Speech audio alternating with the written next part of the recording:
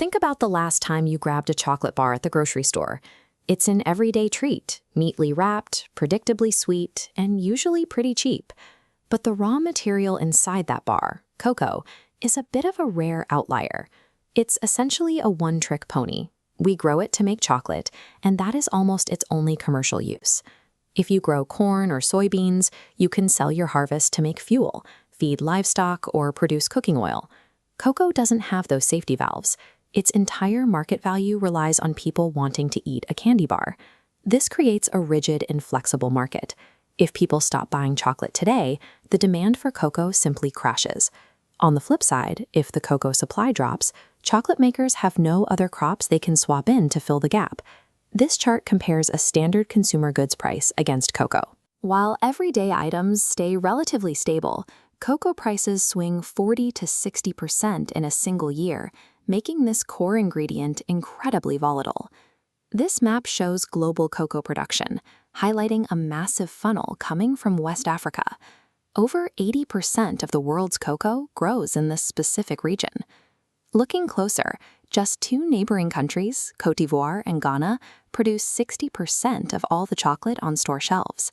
Relying on just two neighboring nations for a global supply creates a massive bottleneck.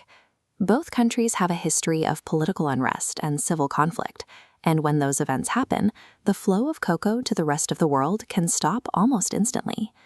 Along with political events, the climate is a major factor.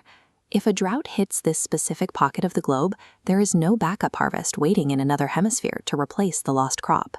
Because the supply is so densely packed into one location, an issue that starts as a local crisis in West Africa immediately ripples outward, creating a global chocolate shortage. The physical source of chocolate is the cacao pod.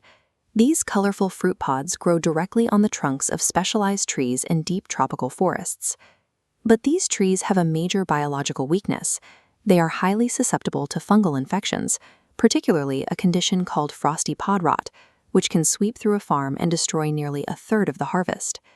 If a disease wipes out a cornfield, the farmer can plow the land and plant a fresh batch of seeds the very next spring. Cacao trees do not work that way. This timeline illustrates the growth cycle of a cacao tree. It takes 3 to 4 full years for a newly planted seedling to mature enough to produce its very first harvestable pod.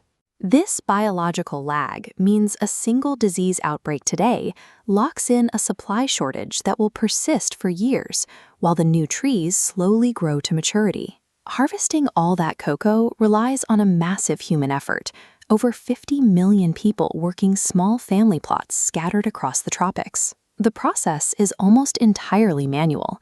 Workers carefully cut the pods from the trees, then break them open by hand with machetes to scrape out the raw, sticky cocoa beans hiding inside. Despite doing the heaviest lifting, these farmers see very little of the profit. Out of the final price you pay for a candy bar at the store, the people growing the cocoa usually receive only about 10 to 20 cents on the dollar. When the prices farmers get paid drop too low to support their families, they have to look for other options. Many clear out their mature cacao trees and replace them with different crops that pay a more reliable wage. Because of that 4-year wait for new trees to grow, the logical choice for a farmer to quit today guarantees a severe lack of cocoa for the world tomorrow. This fragile chain of tropical trees and small farms eventually collides with the global financial system. Traders buy and sell contracts based on future cocoa harvests, betting on whether the supply will hold up. The world keeps very little backup cocoa in storage. Without a safety net of extra beans, financial markets easily overreact. Even a rumor of a dry season or a new fungal outbreak causes immediate panic. Traders rush in to buy whatever supply is left, and that speculation can cause the global price of cocoa to jump 50 to 100% in just a few weeks.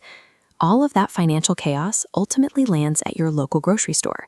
Chocolate makers handle the higher costs by either raising the price of the candy or subtly shrinking the size of the bar itself. The cheap, reliable treat we take for granted is a delicate balance. Every bite depends on a precarious link between vulnerable trees, farmers struggling to make a living, and highly reactive financial markets.